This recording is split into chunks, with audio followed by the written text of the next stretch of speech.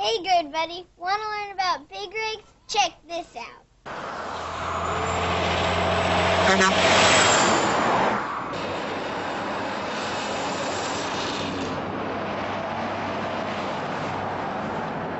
Have you ever wondered about all the big trucks that roll down the highway? How much do they carry? Where are they going? Why are they called semis? Well, we're going to answer these questions and show you a whole lot more about big rigs. We're going to talk to a real trucker about his rig and see what it looks like inside and out. Then we'll visit a truck stop and talk to a man who works on trucks and helps keep them on the road. So sit back and keep your eyes and ears open as we watch Max and Kenworths, Peterbilts and Freightliners, and all the other trucks that we call big rigs.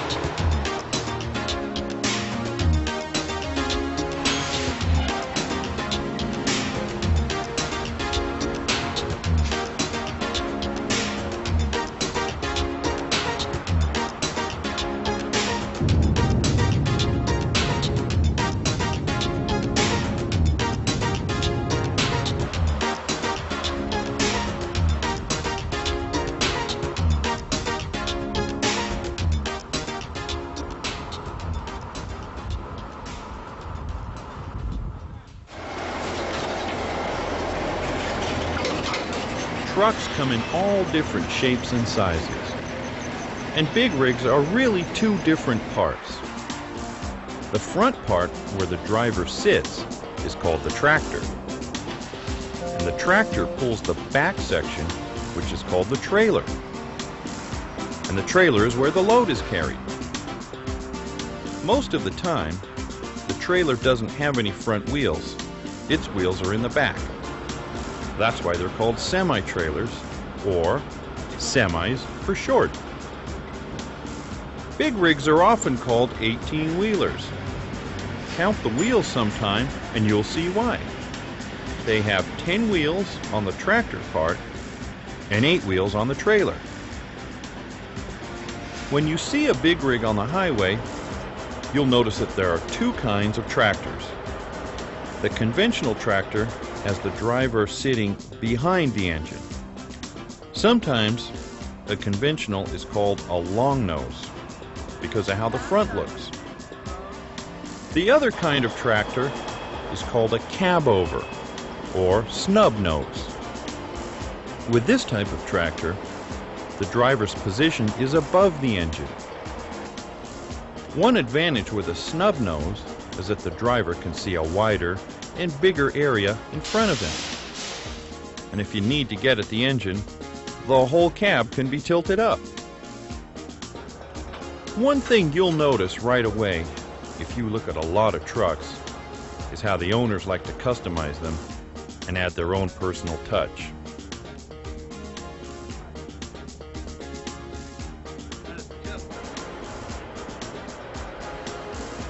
Emblems, custom paint, special lights, they're just a few of the things a trucker will add to make his rig unique.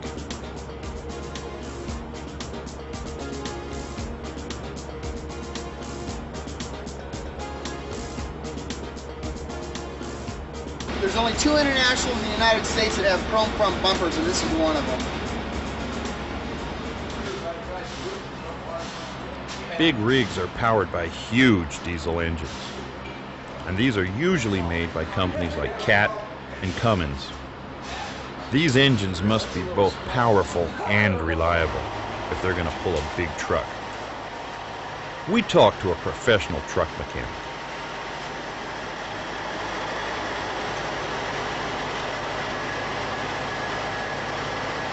I'm the service manager here at this truck stop.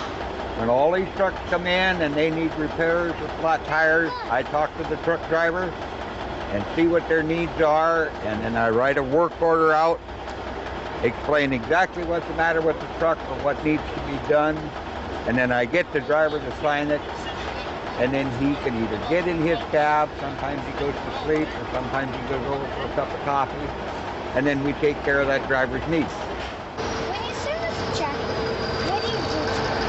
Well, we put them on the pit over there. The driver drives over that big hole, and we stop him in the right position, and then we grease the truck all the way from the front bumper here to the back. There are many, many fittings, and the boys in the shop all know by the different makes of trucks where to look for those fittings.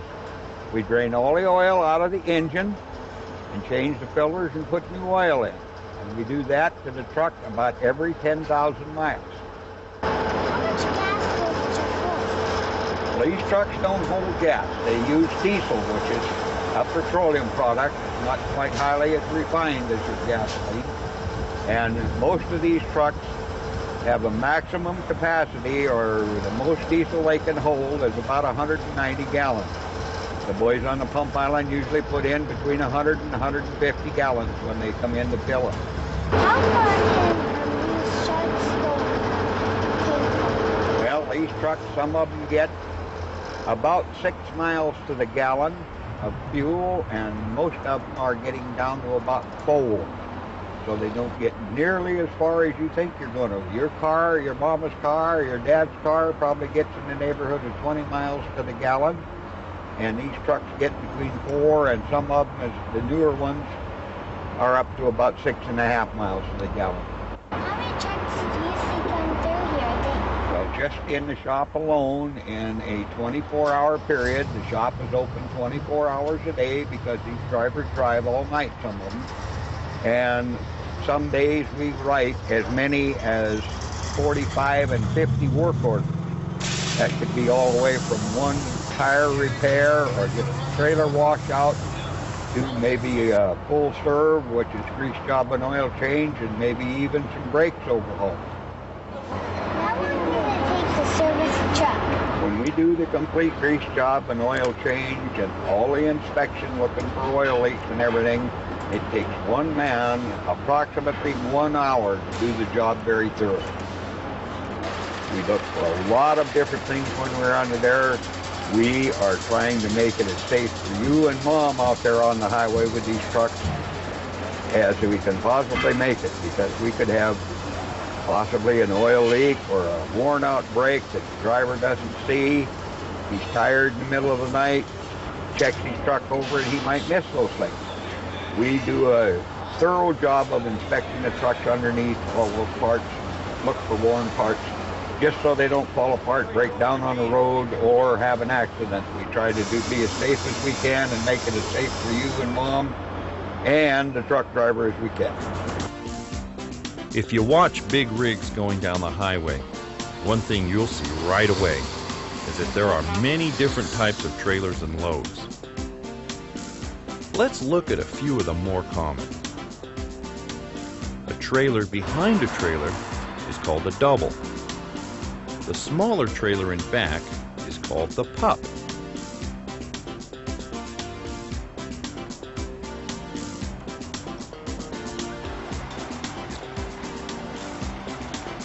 Now here we see a flatbed. Flatbed semis are used to carry odd-shaped products. They have no sides, and the load is tied down with chains or cables. Flatbeds are real common because they're so versatile. A reefer semi is one used to carry produce and other perishables.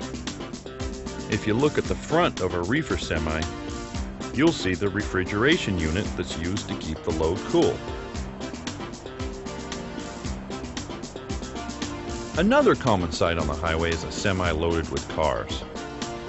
The trailer is specially designed so the cars can drive up the back and be loaded in a double-deck style. When the semi pulls up to the car dealer, the ramp is lowered and the cars just drive off the back.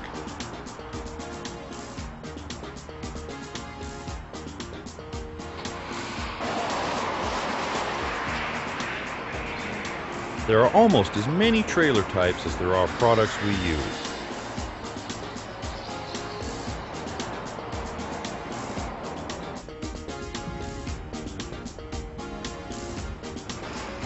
The next time you're on the highway, see if you can spot a gasoline semi, or a livestock hauler, or a reefer.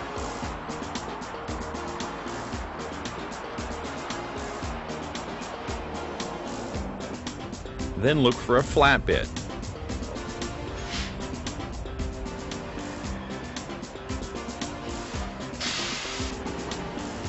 A lowboy, or a car trailer. You'll see that the variety of trailers is almost endless.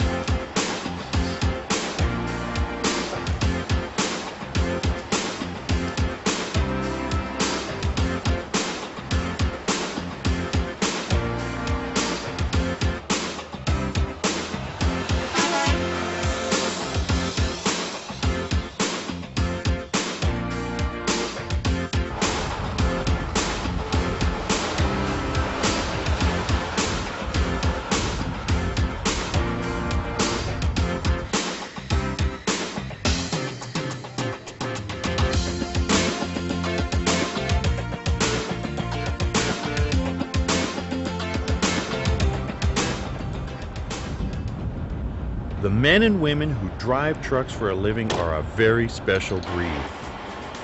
They have to be on the road for long hours and are often away from home for days and sometimes weeks at a time. But they love their job and the freedom that comes with driving the open road.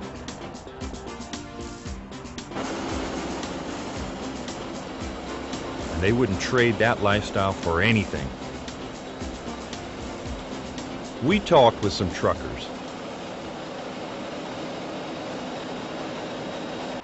How long have you been driving a truck? For about 12 years professionally. What kind of things do you carry? All food, paper, clothes, pesticides, just a little bit of everything.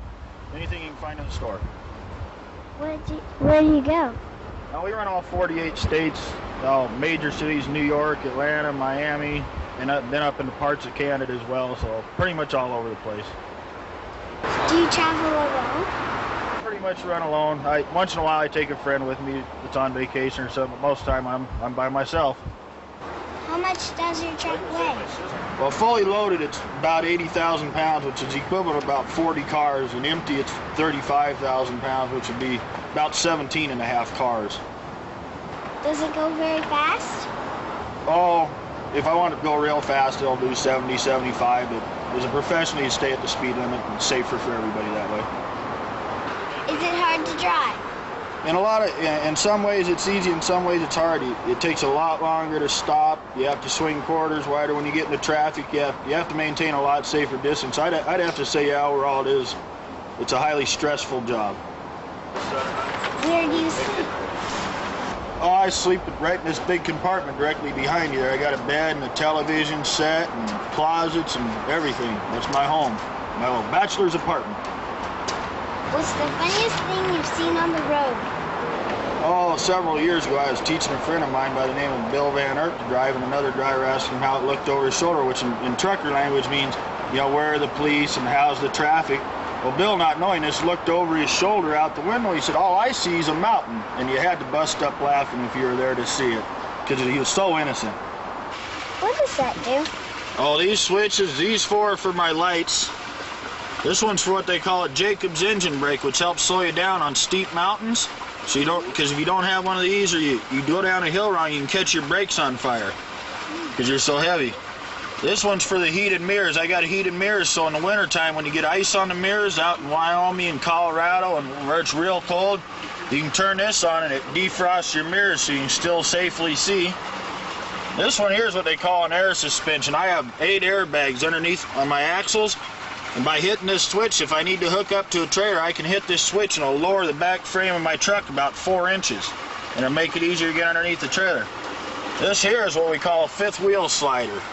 The part that my trailer hooks onto on my truck, I need to move it around to get my weights right, because I'm only allowed 12,000 pounds on my front axle. So if I'm a little overweight, I can move that 5th wheel and adjust my weight. And this one here, this is kind of like a 4-wheel drive button. If I hit this switch, all 8 tires on the back give me traction for in the snow or mud or that type of condition. Down here you got the buttons for your brakes. Then there's some more buttons over here, but that's just one for the engine fan for your engine. So if your motor starts running hot, you can turn your engine fan on automatically, okay? Okay. Where do you sleep? Well, I sleep right back here. Would you like to see it? Sure. Okay, well, come on.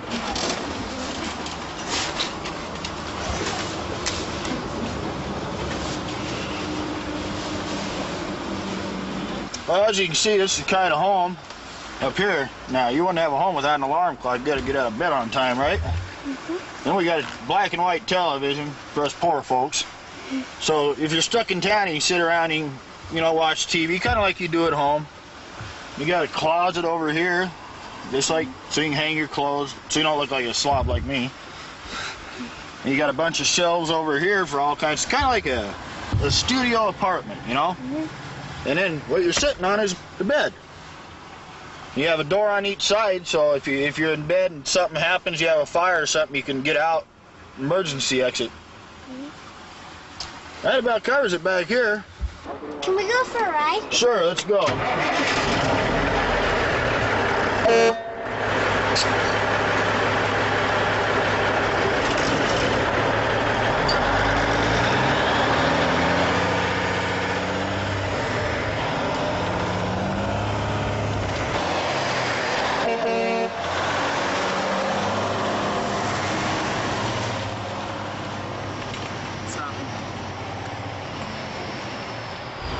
How long have you been driving?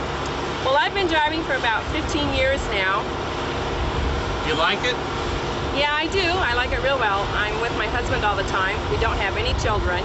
And we've been doing this for a long, long time, a myriad of different types of things. We've hauled produce, which has a refrigerated van, bulk mail, as you see here, flatbeds, vans, but I won't haul tankers. I'm not into gasoline explosions. Are there a lot of women who drive? There are now. There never used to be. When I started, there was just a few here and there. But now you're starting to see a lot more man and wife teams than you ever did before. Is it a good occupation for a woman? It is. It's a great occupation for a woman. You have to be a little bit gypsy, but it's a great occupation. Are there any bad sides to it? Yes, there are. It's difficult at night to just stop anywhere, to go into a rest area, or some truck stops in some parts of the nation. They're not the best to go into. You know, Chicago, New York, even LA, some places like that. How much time do you spend on the road a year? A year, we probably drive, my husband and I together, about 240,000 miles a year, which equates to about 6 days on the road a week, at least. Where are you from? Originally, I'm from Bellingham, Washington, and I now live in Denver, Colorado. Thank you very much. You're welcome.